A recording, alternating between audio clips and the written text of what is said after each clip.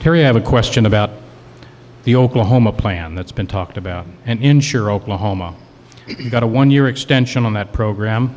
Is it going to survive? What's your prediction? What are your thoughts about how this will play out over the next year? Sure.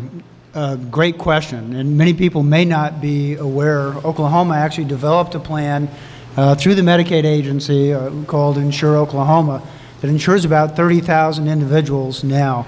That plan was set to sunset at the end of December, and the state was notified by CMS, the Medicaid agency, that that waiver would not be renewed.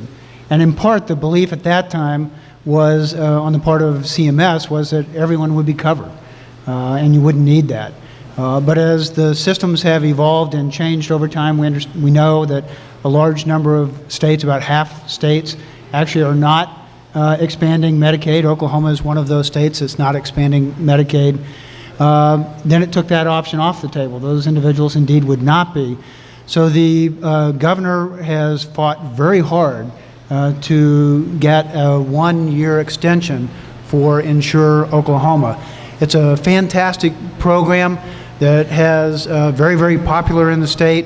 It's limited because it has a limited amount of financing and has different elements. The employer segment of that employer-sponsored piece of Insure Oklahoma actually blends funding sources, which has a lot of appeal in Oklahoma.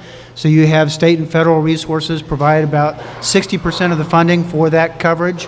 About 25% is then paid by that small business, and about 15% is paid by the individual. So it blends all of those funding sources together, and then the individual actually is able to purchase their insurance in the private marketplace.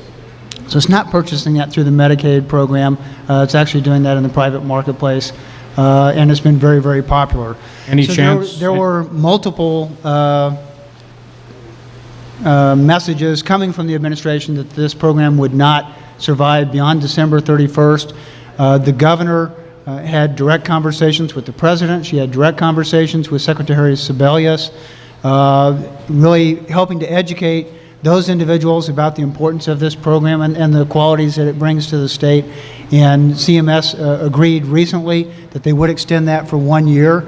We think it's an important foundational element of coverage in the state of Oklahoma, and of course would like to see that extended beyond that. Right now we're focused on this year. Quick question. Any chance the state will kick in more money for that program, do you think? Well, the state has, again, a little realized fact is that the state and the legislature have almost every single year put in additional monies for Medicaid and the Medicaid agency. This last year, there was about $50 million, $45 to $50 million that were appropriated, new monies for the Medicaid agency. Actually expecting that there would be, through all these conversations, increased awareness about coverage, that you would have individuals who are eligible for Medicaid who had not applied, who now would apply because they're concerned about it, they're hearing more about it, and we needed to make sure that they had access to care. So almost every single year, we have seen additional dollars from the state legislature to provide additional Medicaid services to people in the state of Oklahoma. It's been small, it's been incremental,